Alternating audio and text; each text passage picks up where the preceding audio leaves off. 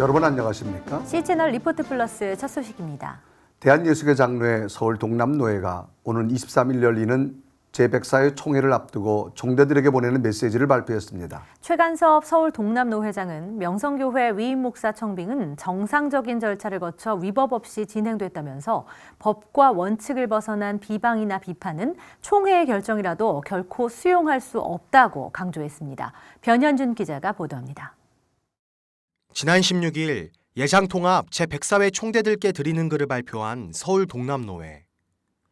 최간섭 서울 동남노회장은 노회 사무실에서 진행된 인터뷰를 통해 정상적인 절차로 진행된 명성교회 위임 목사 청빙은 지탄을 받고 불법적인 절차와 내용에 명성 관련 판결들은 환영받는 아이러니한 상황을 총대들에게 전하기 위해 글을 발표했다고 밝혔습니다.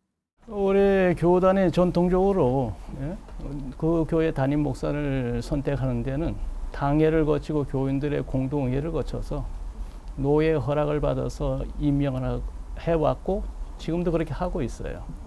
그런데 명성교회는 당회를 거쳤고 공동의회 3분의 2 이상의 찬성을 받아서 노회 청원, 이임 청원을 했기 때문에 청빙을 했기 때문에 우리는 그 합법적인 절차를 밟아서 동남노회가 발표한 글에서는 논란이 지속되고 있는 명성교회 위임 목사 청빙 관련 재판의 절차들과 판결 내용에 대한 지적이 이어졌습니다.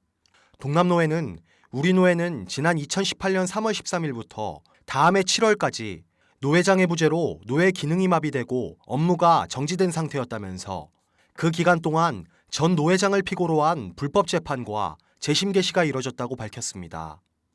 해당 소송은 7위 회장을 피고로 진행돼야 하지만 피고 부적격자인 전 노회장을 피고로 재판이 강행됐다는 것. 동남노회는 명성교회 청빙 관련 재심 개시 당시에도 피고인 노회장이 부재였던 상태였다면서 전 노회장을 피고로 한 103회 총회 재판국의 재심 개시 또한 불법이고 그로 인한 판결 역시 원천 무효라고 강조했습니다. 피고를 무시하고 적법하지 않은 치리권이 없는 그런 전 노회장을 피고로 해가지고 그래 재판했으니 그 재판이 처음부터 불법이 돼버렸어요. 합법이 아니고 재판할 수 없는 재판을 그 사람들이 한 거예요. 우리 법에 피고는 치리회장이 한다고 되어 있거든요. 그런데 전직 노회장은 치리권이 없어요. 치리회장이 없는 상태에서 이건 재판을 못 하는 건데. 그런데 재판부원들이 그것을 불법 재판을 계속해가지고 이게 절차적으로도 이게 잘못된 재판이에요. 또 재판국이 재심 판결의 근거로 내민 교단헌법 28조 6항은 101회기부터 103회기 헌법위원회가 개정, 삭제, 폐지해야 한다고 해석해왔다면서 이를 묵살한 채 불법 판결을 내렸다고 지적했습니다. 이제 28조 6항에 의해서 잘못됐다고 하는데 그 28조 6항이라는 건 아주 잘못된 법이에요. 헌법위원회에서 해석해 준 대로 해야 되는데 그걸 무시하고 자기들 나름대로 이렇게 해서 재판을 한 거예요. 그러니까 그 재판이 또 내용적으로도 그래서 불법이 돼버리고 만 거예요. 임원회의를 통해 내려진 공식 입장을 104회 총대들에게 전한 서울 동남노회. 동남노회가 법과 원칙을 벗어난 총회의 결정은 결코 수용할 수 없다고 밝힌 가운데 제104회 총회에서 불법 재판과 관련된 문제들이 철저히 소명되길 기대해봅니다. C채널 뉴스 변현준입니다. 동성애 단체와 인권위원회로부터 공격받고 있는 기독교인들을 돕는 미국의 자유수호연맹을 아십니까? 자유수호연맹 제프리 부회장이 한국을 찾아 젠더 이데올로기의 위험성을 강조했습니다. 김효정 기자가 전해드립니다. 자유수호연맹 제프리 부회장은 미국에서는 피임약 개발을 시작으로 낙태를 허용하는 근거를 마련했고 이는 전통적이고 성경적인 가정관의 붕괴로 이어졌다고 말했습니다. 이미 도덕은 사회에서 역할을 할 수 없게 됐고 국가는 생물학적 성별을 결정할 수 없다고 결론냈으며 아이들을 어떻게 기를 것인가까지를 결정하고 관여하게 됩니다. 이는 자연스럽게 동성결혼 법제화로 이어졌고 이로 인해 종교의 자유는 크게 위축됐다고 설명했습니다. 성경 속의 죄가 무엇인지 말하는 교회들의 활동과 선교 사업을 위축시키는 결과를 초래했다고 말했습니다. 제프리 부회장은 한국의 변화 속도가 매우 빠르다며 동성애 합법화가 위험의 시작이 될 수 있음을 경고했습니다. When I first started coming to Korea, it was dealing with this issue in the military. And now you're trying to thinking about amending the Constitution. So I think it will happen much more quickly than we anticipate, but it's not inevitable, and we need to focus on it. But we need to understand the threat is not distance. The threat to erode the family, to change human sexuality is very quickly upon us. It's happened very quickly in the United States after the same-sex marriage case, and that's happening here as well. 이날 포럼에서는 최대권 서울대 법대 명예교수, 전윤성 크레도 미국 변호사 등이 인권법과 젠더 이데올로기의 법제화 등에 대해 발제했습니다. 박진석 포항 기쁨의 교회 목사는 인사말을 통해 핑크빛으로 실체를 감추고 매력적으로 다가오는 잘못된 이데올로기를 받아들였을 때 도시와 국가, 교회가 무너진다며 한국을 포함해 아직 젠더 이데올로기 사상에 물이 덜 든 아시아 국가의 자각이 필요하다고 강조했습니다. C채널 뉴스 김효정입니다. 대한예수교장로회 통합 측 목사 장로들로 구성된 예장통합 정체성과 교회 수호연대는 19일 성명을 통해 제104회 총회를 앞두고 헌법위원회가 이른바 목회자 대물림 방지법과 관련해 5년이 경과한 후에는 직계 가족들이라도 후임 담임 목사를 청빙할 수 있다는 시행령 제정 추진에 강력 반발하고 나섰습니다. 예정연은 지교회의 자치권을 법으로 강제하는 총회 헌법 제28조 6항은 완전 폐지돼야 하는데 5년 후 청빙 가능한 시행령을 추진하는 것은 즉각 중단돼야 한다고 촉구했습니다. 또 104회 총회 총대들에게는 몇몇 노회에서 헌의한 헌법 28조 6항 폐지안을 원안대로 결의해 줄 것을 재차 요청했습니다. 예정연은 전국 9,190교회 255만 교단 구성원들에게 이번 104회 총회에서 헌법 28조 6항으로 인한 교단의 분쟁과 갈등이 완전히 종결되도록 기도와 협력을 당부한다고 밝혔습니다. 성실교회와 월드비전 C채널 방송이 지난 18일 희망터치 캠페인 협약식을 갖고 말라위 부아음테테 지역을 방문해 지역 아이들을 돕는 일에 협력하기로 했습니다. 김영복 성실교회 담임 목사는 협약식에서 희망을 전하는 귀한 프로젝트에 참여할 수 있어서 감사하다면서 말라위의 사랑을 전하는 좋은 계기가 되길 바란다고 말했습니다. 세 기관은 협약에 따라 오는 10월 13일부터 23일까지 말라위 부아음테테 사업장을 방문해 지역 아동을 위한 생활 지원 사업 등을 진행할 예정입니다. 김영석 연세대 명예교수가 분당 할렐루야 교회 뉴시즌 런칭 1주년 기념 특강을 통해 크리스천은 교회를 넘어 사회 속에서 하나님의 나라와 국가, 민족을 위해 고민하고 살아갈 때 행복해질 수 있다고 강조했습니다.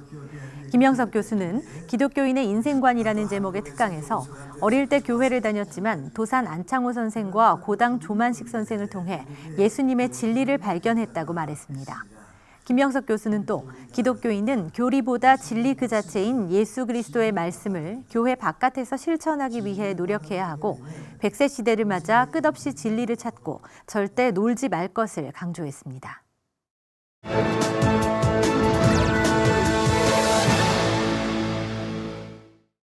지난 12일 뉴질랜드에서 올해 마지막 국회 기도회가 열렸습니다. 네, 자세한 내용 뉴질랜드의 이근택 선교사 연결해서 들어보겠습니다. 네, 선교사님, 네, 뉴질랜드의 국회 기도회 일반인들도 참석할 수 있는 거라고 들었는데요. 어떻게 진행이 되나요? 네, 뉴질랜드 의회는 1854년 이래 매번 정해진 날에 의회당 내에 그랜드 홀에서 기도회가 열리도록 허락을 해왔습니다. 오늘날에 이러한 의회 기도회가 처음 제안된 것은 1972년 브라이언 커플리 목사가 나라를 위한 기도를 해야 한다는 부르심을 받고 시작되었으며 수년 후에 구체적인 조직이 이루어지고 오늘에 이르게 되었습니다.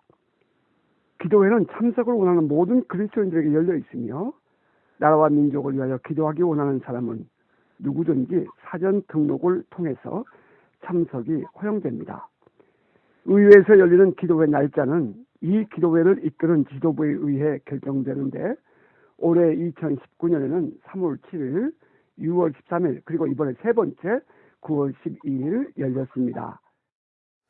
기도회니만큼 여러 기도 제목들을 갖고 진행됐을 텐데요. 이번에는 어떤 내용들이 있었나요?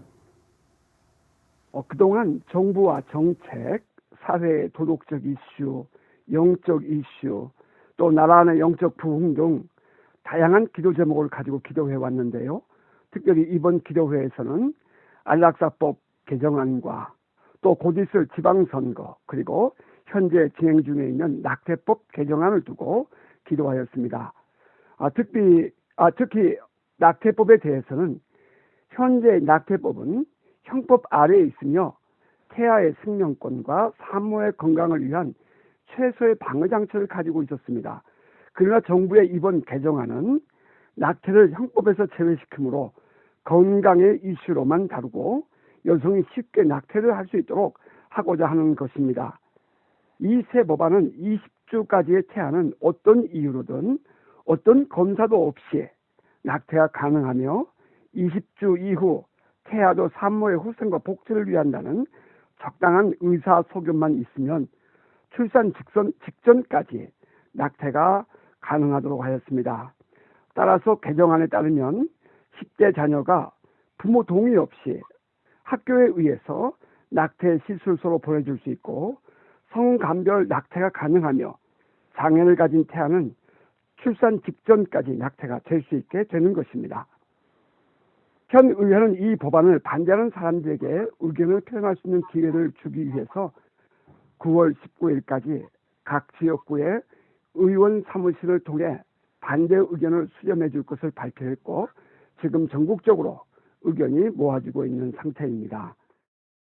네, 뉴질랜드 내에서도 뉴질랜드 교회의 미래에 대한 걱정을 많이 하시는 것으로 알고 있는데요. 무엇보다 기독교 가치관 수호를 위해서 뉴질랜드 교회가 최우선으로 노력하는 부분이 있다면 어떤 부분이 있습니까? 네, 지금 이곳 뉴질랜드의 기독교 목회자를 비롯한 뜻있는 신앙인들은 사회가 비기독교적 가치관으로 기울어져가는 모습을 보면서 매우 안타까워하고 있으며 국가적인 이슈를 함께 공유하며 기도하고 있습니다. 특별히 국가를 위한 기도회라는 단체를 통해 매주 제공되는 기도 제목은 전국적으로 그리스도인들이 하나의 기도 제목을 가지고 기도에 동참한 효과를 가지고 진행되고 있습니다. 우리 한인 기독교 사회도 사안에 따라 적극적으로 동참하며 기도하고 있습니다. 우리는 지난 세기 동안 유럽 서구 사회의 영적 몰락에 대해 알고 있습니다. 인하여 이곳 뉴질랜드에서도 깨어있는 그리스도인들이 경각심을 가지고 지켜보고 있습니다. 기도해 주십시오. 계속되는 이 사회의 영적 몰락이 이제는 여기서 멈추고 건강한 하나님 나라가 실현되는 이 나라가 되도록 기도해 주실 것을 부탁드립니다. 감사합니다. 네, 선교사님이 말씀해 주신 것처럼 우리 그리스도인들이 영적으로 깨어 있어서 시대를 분별해야겠고 이런 기도회를 통해 영적 몰락을 멈출 수 있게 되기를 저희도 함께 기도하겠습니다. 네, 뉴질랜드 이근택 선교사와 이야기 나눴습니다.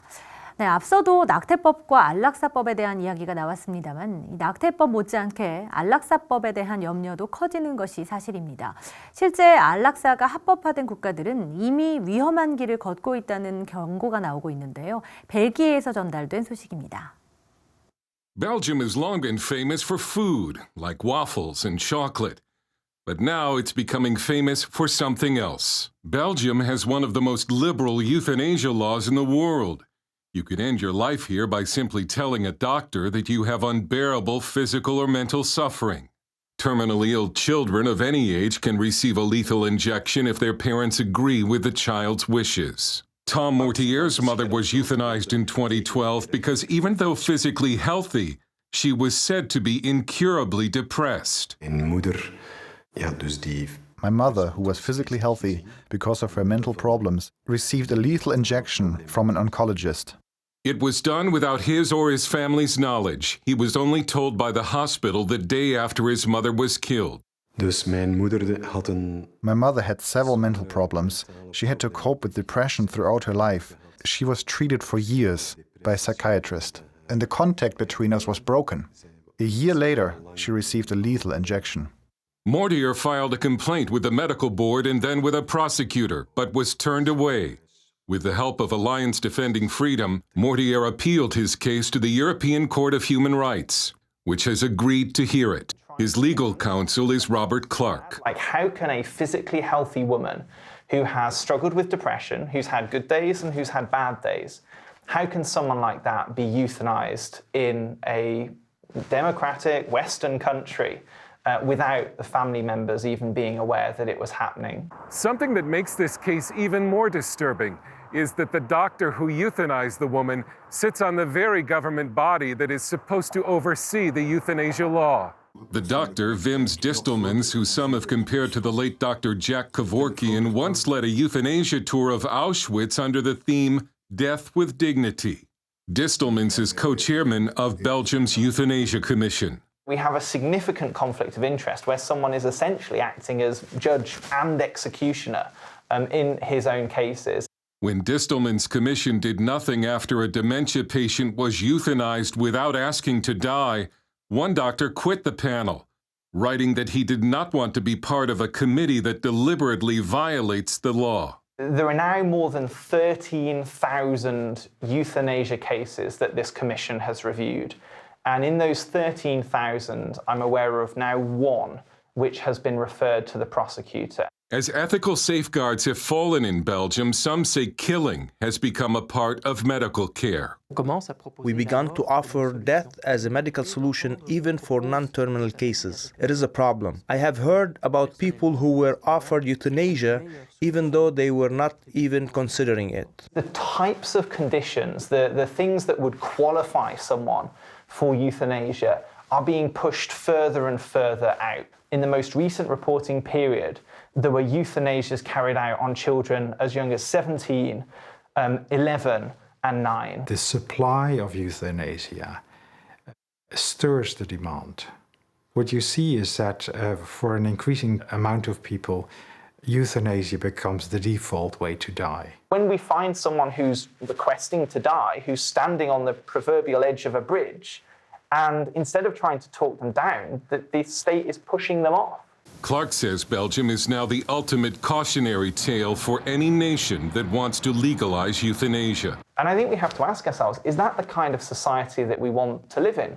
Or do we want to live in a society with laws that say that vulnerable life should be protected and that all life, no matter what stage and no matter the health of the person, has dignity and value? Dale Hurd, CBN News, Brussels.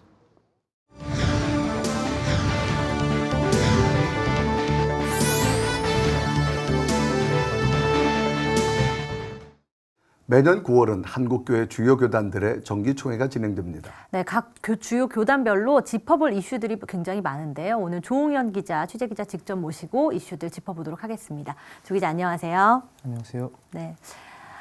이 추석을 잘 보내고요. 23일부터 여러 교단들의 총회가 이제 시작이 됩니다. 그 전에 이미 진행된 총회들도 있는 거죠? 어떤 교단들이 있나요? 네, 최근 교단 명칭이 바뀐 대한예수교장로회 백석교단의 제42회 정기총회가 지난 2일부터 3박 4일간 진행이 됐고요. 네. 예장고신 제69회 정기총회도 바로 며칠 전이었던 17일부터 나흘간 진행이 됐습니다. 네. 자, 이제 먼저 총회가 진행된 교단들부터 살펴볼 텐데요. 특히 이제 예장 이 백석총회는 한 해 동안 참 일들이 많았죠. 예, 네. 그렇습니다. 지난 상반기에 총회 세계선교회 구성원 조직을 위해서 논의를 하던 중에 대신 측 세계선교회와 백석 측 선교위원회 사이에서 갈등이 생기고 양측의 고소 고발이 이어지면서 이게 사회법 소송으로까지 번지게 됐습니다. 그 와중에 일부 목사들의 자격이 정지되고 총회장과 제2부총회장 이외의 모든 임원회가 파행되기도 했는데요. 이준 직전 총회장은 이례적으로 다른 교단보다 상당히 빠르게 9월 2일에 시작하는 총회 소집 공고를 냈고요.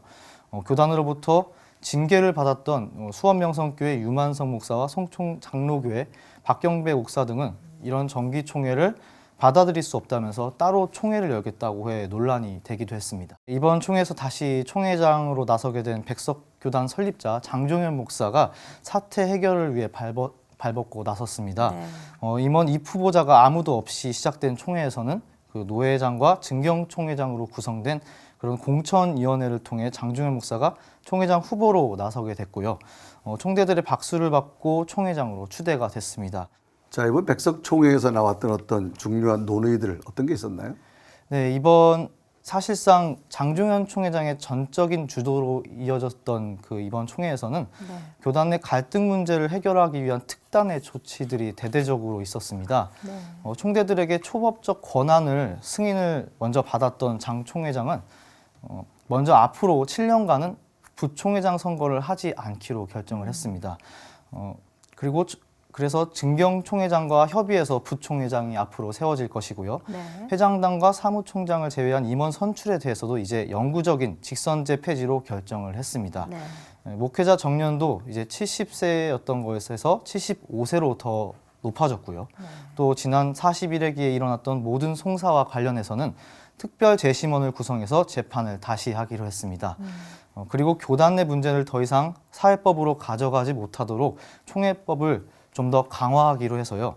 비방 문자나 불법 통화 녹음, 그리고 가짜뉴스 유포와 총회 공문서 유출 등 그런 교단과 총회의 방해를 일삼는 그런 행위에 대해서는 철저한 규제 정책을 펴겠다고 했습니다. 예장 고신 교단도 총회를 이미 마쳤죠? 네. 바로 지난 17일부터 말씀드렸듯이 3박 4일간 천안 고려신학대학원에서 진행이 됐고요. 첫날에 직전 부총회장이었던 신수임 목사가 총회장의 단독 후보로 올라서 총대들의 투표를 통해 당선이 됐습니다.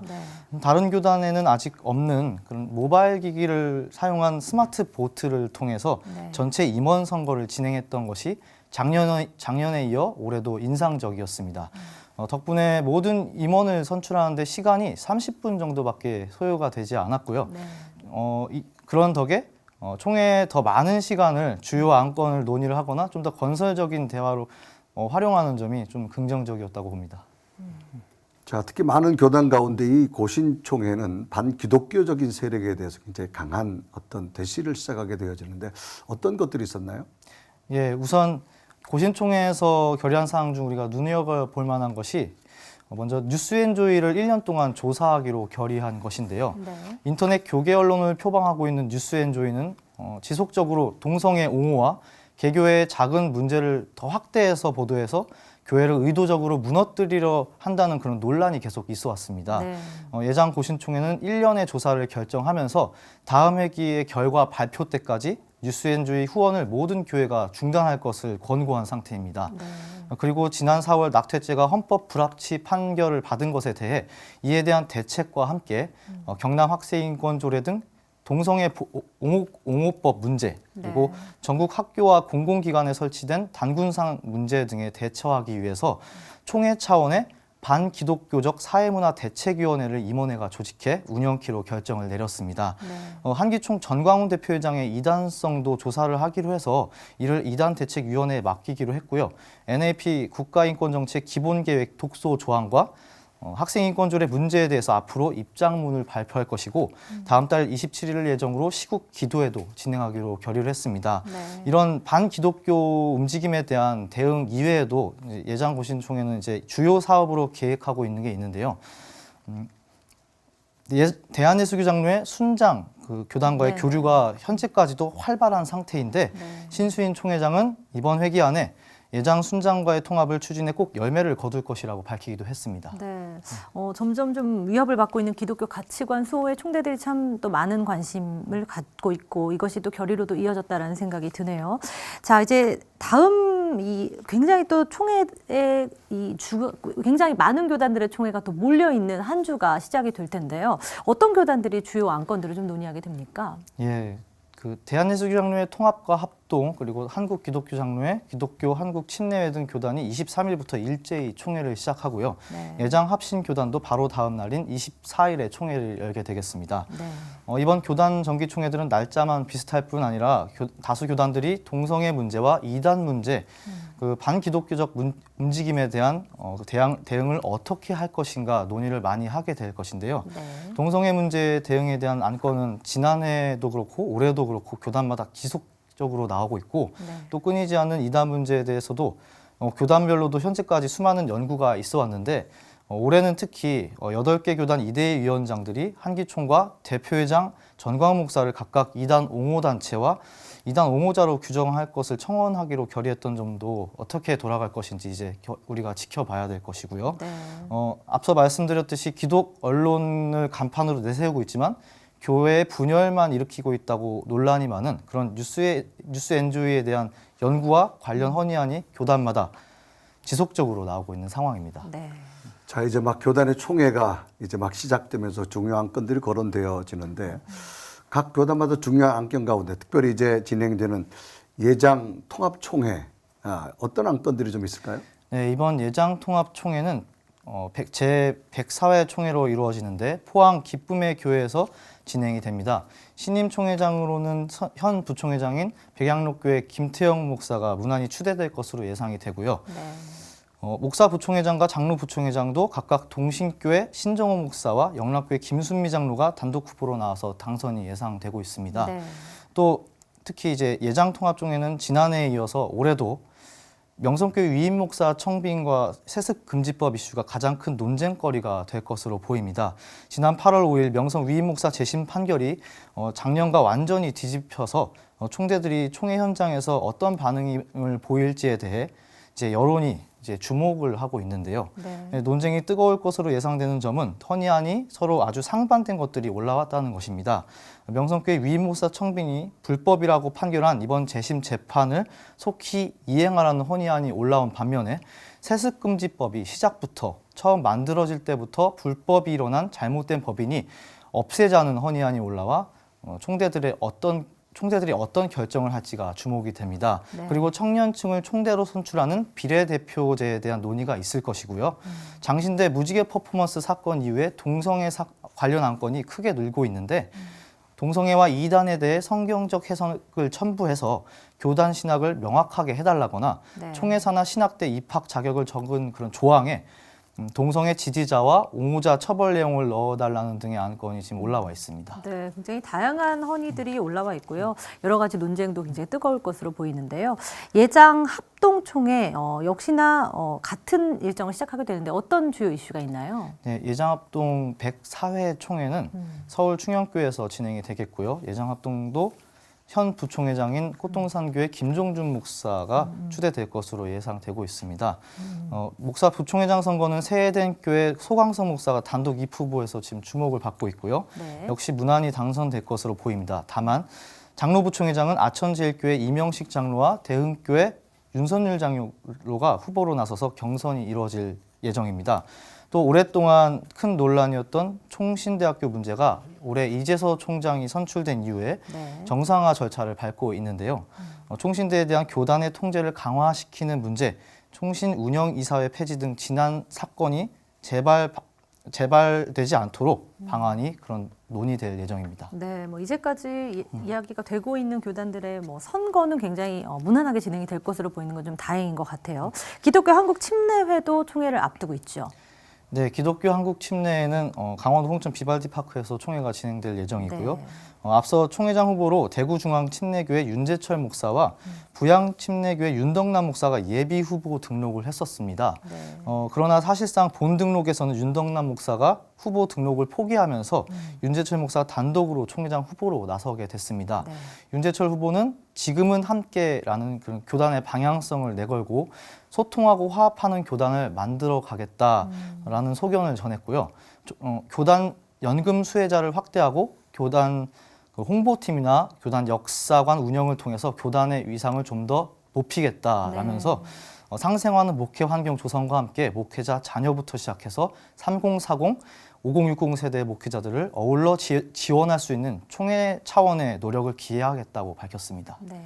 자, 이 중요한 교단들 어떤 이슈가 많은데 어떤 다른 교단들의 내용은 어떤 게 있습니까? 네, 한국 기독교 장로회는 이번에 변산반도 대명 리조트에서 화해 성령이여 하나 되게 하소서라는 주제로 총회를 진행을 하고요.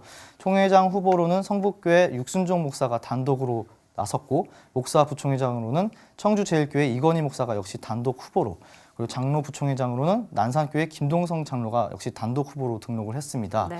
기장총회는 이번 주요 안건으로 총회 소속 아카데미 하우스를 매각하는 건에 대해서 다룰 예정인데요. 아카데미 하우스는 연간 6천만 원이 넘는 그런 세금이 들어가는 것에 비해 휴업과 함께 그런 건물 노후화 등으로 지금 현재 운영의 차질을 빚고 있습니다. 네. 그런 이유에서 지금 매각을 논의하겠다고 하는 것이고요. 네. 그리고 목사 후보생 감소가 심해져서 목회자 교육 체계 정립에 관련한 안건도 비중 있게 다루게 되겠습니다. 네. 또한 예장합신교단은 오는 24일부터 덕산 스플라스 리솜에서 진행이 됩니다. 네. 예장합신통회는 특이하게 임원 후보, 입후보 등록 절차가 전혀 없이 네. 전 총대를 대상으로 투표를 하는 콘클라베 방식으로 총회 임원단을 선출하고 있습니다. 네. 합신교단의 정체성 문제와 함께 이번에 강도사 고시 시행 방식 변경과 그 노예 지역 재조정과 획정을 위한 위원회 구성 등의 헌의안도 올라왔는데요. 특히 이단 사이비 대책 헌의안을도 여기서 그냥 넘어갈 수가 없는 게 한기총 정광훈 목사 이단 옹호자 결정과 인터콕과 최바울 목사의 이단 결정, 네. 뉴스앤조이의 이단성, 동성애 옹호에 대한 신학적 조사 등의 안건이 있어서 이 교단도 주목해 봐야 될 것 같습니다. 네, 총회라는 게 뭐 한 회기뿐만 아니라 교단의 미래를 결정하는 중요한 의제들을 논의를 하는 거기 때문에요. 성총회가 될 수 있도록 함께 기도해야겠네요. 조기자 오늘 말씀 고맙습니다.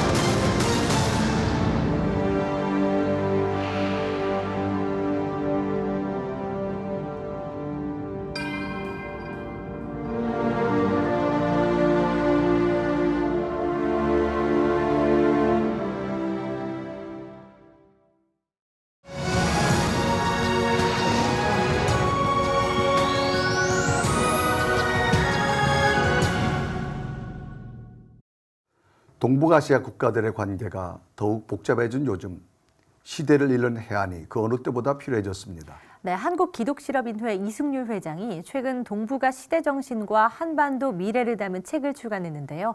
오늘 이승률 회장 모시고 관련 이야기 나눠보겠습니다.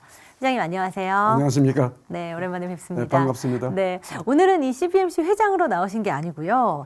동북아 공동체 연구재단의 대표로 나오셨습니다. 네, 그렇습니다. 특별한 책을 출간하셨는데 책 소개 좀 부탁드릴게요. 네, 제목이 길목이었으면 길이 보인다. 막 이런 주제입니다. 제목을 잘 지었다고 다들 네. 평가를 해 주시더라고요. 네. 그 어느 시대나 길목이 있을 것 같습니다. 지금 이 동북아 지역, 특히 그 아시아 지역에 출몰하고 있는 여러 가지 국제 정사의 어떤 변화는 네. 정말 새로운 어떤 이슈들을 던지고 있습니다.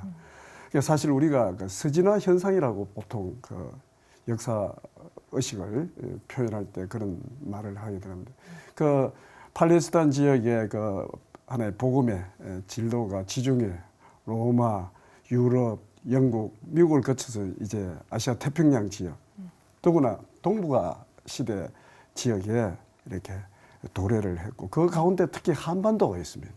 이 남북한 분단이 어떻게 통일로 극복이 되느냐 하는 현상을 따라서 동북아 시대, 특히 아시아 시대의 어떤 새로운 미래 창이 열린다고 합니다. 그 점에서 늘 하나의 관심을 갖고 있다 보니까 이런 책을 쓰게 되었습니다. 네. 자, 우리가 이제 새로운 어떤 정보를 찾을 때는 인터넷으로 검색어를 하게 되는데 이 검색어 1순위까지 올라간 그런 책이었어요. 아마 많은 사람들이 관심이 아마 집중된 책이라 생각되어지는데 어떻습니까? 저도 뭐 예상치 못한 일입니다만 요즘 그 통일 문제가 많은 분들에게 관심사이기도 하지만은 사실 그 방향이나 그 여러 가지 대안이 참 뭐 천차만별이지 않습니까? 그런 측면에서 뭐 이 길목에 서면 길이 보인다는 게 새로운 어떤 그 통일로 가는 길을 여러 가지 대안을 제시했던 측면에서 조금 평가를 받고 있는 것 같습니다. 저도 무척 기쁘게 생각하고 있습니다. 네, 그렇군요. 회장님이 이렇게 동북아 관계 전문가시다라는 거 저도 처음 알게 됐는데요. 사실 이 제가 간단하게 뭐 책을 조금 살펴봤지만 굉장한 깊은 성찰과 연구가 필요한 부분들이 다 담겨 있더라고요. 특별히 공부를 하시게 된 계기가 있으신 거예요? 제가 이제 90년에 교회 나오고 92년에 연변과학기술대학 개교하는 일에 설립의 한 동력자로 참여를 했습니다. 그 이후 연변과기대뿐만 아니라 또 2001년도에 평양과학기술대학에 또 건축위원장과 또 대외 업무를 담당을 하면서 자연스럽게 한반도 문제뿐만 아니라 중국, 러시아, 일본, 미국 뭐 이런 어떤 주변 국가들과의 관계에 우리 한반도 문제를 어떻게 풀어갈 것인가 하는 것은 우리 뭐 학교 교수님들뿐만 아니라 저 자신도 많은 관심을 갖게 되었고 그러다 보니까 결국 중국에서 이렇게 하기도 하게 되고 이런 측면에서 많은 그 국제 현안을 다루는 일을 해오게 되었죠. 그런 차원에서 동북아 공동체 연구재단이라는 싱크탱크를 별도로 운영을 하고 있습니다. 우리가 이제 동북아 하면 특히 이제 우리 북한과 또 중국과의 관계가 많이 긴밀한데 특별히 그 연변과학기술대 설립에도 많이 기여하셨다는 얘기를 들었는데 어떤 내용입니까? 네, 그렇습니다. 뭐 좀 전에 얘기 드렸듯이 90년에 교회 나오고 그 해에 그 중국에 골프장을 사업을 하러 갔다가 우연한 기회에 그 북경에서 그 연변과학기대 설립을 준비하고 있던 김진경 박사님을 만나게 돼서 제가 건설업을 하니까 조금 돕는다고 한 게 지금까지 30년을 같이 동력을 하게 되었어요. 그러다 보니까 이 연변과학기대 기반을 통해서 방금 말씀드린 것처럼 뭐 한반도 문제뿐만 아니라 중국 또 동북아 주변 국가들과의 관계를 이렇게 연구하고 또 대안을 준비하는 이런 하나의 사역을 많이 하게 되었죠. 그렇군요. 굉장히 다양한 사역들을 오랜 기간 이렇게 이어오신 거네요. 30년, 원래 30년째. 그렇군요. 네, 회장님. 이렇게 그러면 이번에 책이 나왔다는 것은 그동안에 이제 30년 동안의 사역을 집대성한 거다. 이렇게 좀 표현해도 되는 겁니까? 예, 뭐 결과적으로 그렇게 됐는데요. 사실은 연변과학기술대학이 그 한국 기자협회와 함께 계약을 맺어서 매년 기자들이 5명씩 연변과학기술대학에 와가지고 1년간 중국어도 배우고 중국 문화 탐방하는 프로그램을 우리가 진행을 해왔어요.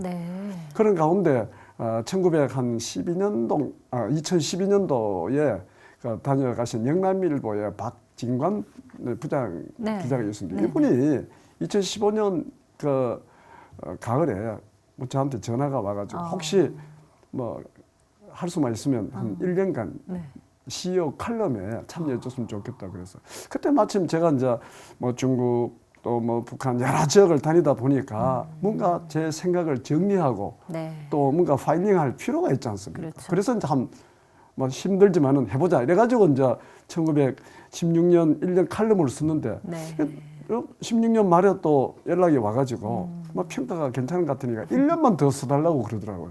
그래서 2017년 말까지 썼는데 그때 보니까 분량이 책을 만들기는 작고 이걸 어쩌나 했는데 또 전화가 와가지고 혹시 가능하시면 1년만 더 써달라고 그러시더라고요. 그래서 내킨 김에 그러자고 그리고 3년을 칼럼을 썼습니다. 그게 이제 책으로 묶여져 나오는데 그런 과정에 3년 동안 우리 정치적으로 경제적으로 뭐 여러 사항들이 많이 이게 변화되고 또 다양해졌지 않습니까? 이런 것들을 담아서 이제 칼럼을 쓰다 보니까 여러 가지 복잡한 그런 어떤 내용들이 많은 것을 이제 길몽이라는 관점에서 정리를 해서 7가지 패턴으로 정리해 놓은 게 이번 책이라서 저는 그 영남일보에 굉장히 크게 신세를 졌다 이렇게 생각을 합니다. 그렇게 되셨구만요.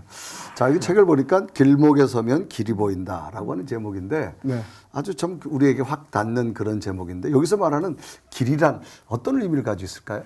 사실 이 동북아 시대를 바라보는 관점에 제 마음의 기조는 결국 우리 예수 그리스도의 복음에 하나의 기반을 두고 이 시대를 어떻게 볼 것인가 하는 관점입니다.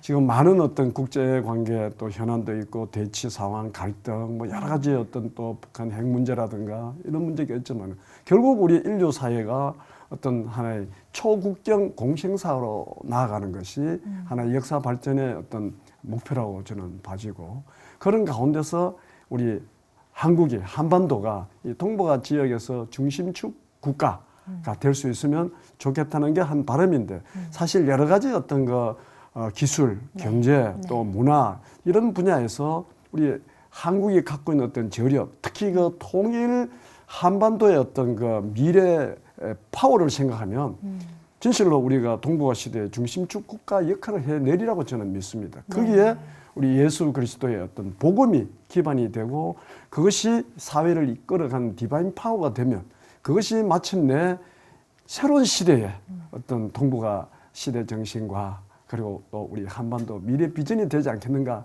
하는 것이 작가로서의 제 마음의 하나의 뜻입니다. 네. 3년 동안 이 같은 생각을 가지고 글을 쓰시면서 얼마나 기도하셨을까라는 생각하면 저도 좀 마음이 울컥해지는 것 같은데요.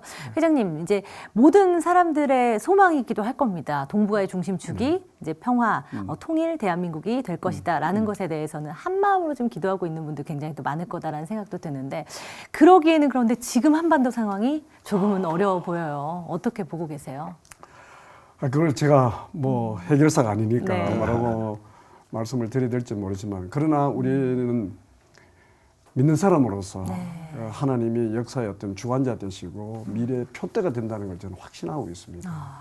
그런 측면에서 이 한국 기독교가 그리고 또 막 우리 여러 가지 어떤 그 국제 정치적으로는 한미 동맹이 우리 한국 근대사, 현대사를 이끌어온 하나의 두 개의 기둥이라고 생각합니다. 그러니까 솔로몬 성전의 그 야긴과 보아스의 두 기둥처럼 이 한미 동맹과 한국 기독교 이 두 기둥이 우리를 굳건히 지켜주면서 그것을 기초로 하여 남북한 이런 평화, 통일, 대화와 그리고 또 여러 가지 국제 정세를 하나의 공생 사회적인 그런 어떤 서로 교류 협력 소통의 어떤 길로 만일 나아갈 수만 있다 그러면 그것이 하나의 새로운 어떤 그 시대적 모랄이 되리라고 보는데 그런 측면에서 이 한미일 협력이라든가 또 이런 어떤 그 경제 분야에서의 어떤 국제 분업화 그리고 어떤 글로벌 스탠다드 이런 어떤 부분에서 우리가 하나의 어떤 그 전략적인 대안을 가지고 온 국민이 또 여러 분야가 한 마음으로 이렇게 통합적인 융합적인 일을 해나갈 때 저는 그 결과가 아주 원만하게 잘 되리라고 봅니다. 그 점에서 통일도 그런 어떤 과정의 자연스러운 결과로 드러나기를 저는 소원을 하고 있습니다. 네. 자, 어떤 국제적인 외교 시스템 참 중요하지요. 근데 아마 우리나라 민족을 하나님이 쓰실 텐데 우리 회장님께서 바라볼 때 한국교회와 성도들이 앞으로 과연 이 문제를 어떻게 우리 접근해야 될 건가? 어떤 맥락으로 좀 보시나요? 저는 좀 웃음 표현 같지만은 이런 우리 모든 역사의 어떤 그 회복 그리고 우리 사회의 여러 가지 문제점들을 이렇게 극복해 나가는 어떤 회복을 늘 가끔 얘기하지 않습니까? 이 회복을 다른 말로 표현하면 저는 이렇게 이해를 합니다. 회개하면 복이 온다. 막 이런 관점에서 한번 바라보면 정말 새로운 길이 열릴 수 있다 봅니다. 사회적으로, 개인적으로 또 기업이나 가정 여러 부문에서 우리가 어떤 보고만해서 정말 회개하는 심령으로 나의 문제, 우리 집안의 문제, 사회의 문제, 국가의 문제, 세계의 문제를 끌어안고 기도하면 거기서 하나님이 주시는 새로운 어떤 하나의 축복의 어떤 진로가 열리고 그 점에 우리 한국 기독교가 함께 협력하고 단합해서 세계를 찾아가면 그것이 우리 대한민국의 새로운 길목으로 나아가는 아름다운 일이라고 생각합니다. 네, 너무 오늘 좋은 말씀 많이 들었던 것 같습니다. 암울한 시대에서 항상 그 길을 개척해온 인물도 있고 글이 항상 있었던 것 같아요. 회장님의 새로 출간하신 책과 앞으로의 사역이 그런 역할을 감당하기를 같이 기도하겠습니다. 그럼 끝으로 그 제가 이렇게 감격사회라는 글 모음을 이게 우리 싱크탱크인 동북아 공동체 연구재단에서 하고 있습니다. 감격사회란 뭐냐 그러면 기독교 정신입니다. 감사와 격려로 사랑을 회복하는 사회. 그게 감격사회인데 우리 한반도의 통일 한반도의 미래사회가 이런 감격사회로 나아가고 거기에 영생으로 나아가는 그 길목에 예수님이 서 계신다. 이렇게 한번 믿고 또 관점을 가져보시면 정말 우리 시대에 새로운 모랄이 생기고 그것이 우리를 이끌어갈 줄로 믿습니다. 네, 뭐 한편의 설교를 듣는 것 같습니다. 그래 목사님. 말이에요. 네, 앞으로 좋은 일이 많이 일어나기를 함께 기도할게요. 회장님 오늘 고맙습니다. 말씀 감사합니다. 네, 감사합니다.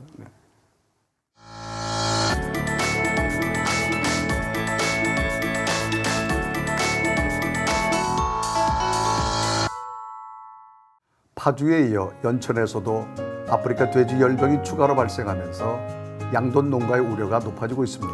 네, 얼마나 어려움이 크시겠습니까? 이 확산을 막을 수 있는 최선의 방법은 방역인데요. 철저한 관리가 될 수 있도록 온 국민이 협조해야겠습니다. 시청 리포트 플러스 오늘 수는 여기까지입니다. 네, 시청해주신 여러분 고맙습니다.